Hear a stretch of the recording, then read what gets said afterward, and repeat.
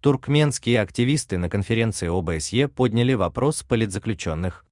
Представители туркменского гражданского общества 14-15 октября выступили в Варшаве на конференции, посвященной 30-летию Бюро по демократическим институтам и правам человека Организации безопасности и сотрудничества в Европе БДИПЧ ОБСЕ.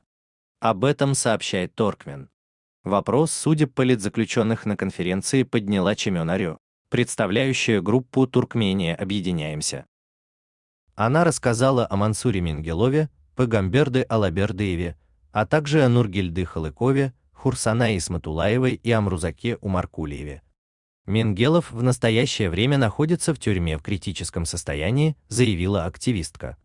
Его осудили по ложным обвинениям, связанным с наркотиками. Это обычный трюк, используемый властями. Чемён Арё добавила, что из-за отсутствия должного лечения и нехватки медикаментов в тюрьме Мингелову грозит ампутация ноги. На мероприятии был поднят и вопрос о политических заключенных. Власти Туркменистана, как правило, не реагируют на критику, звучащую на такого рода мероприятиях.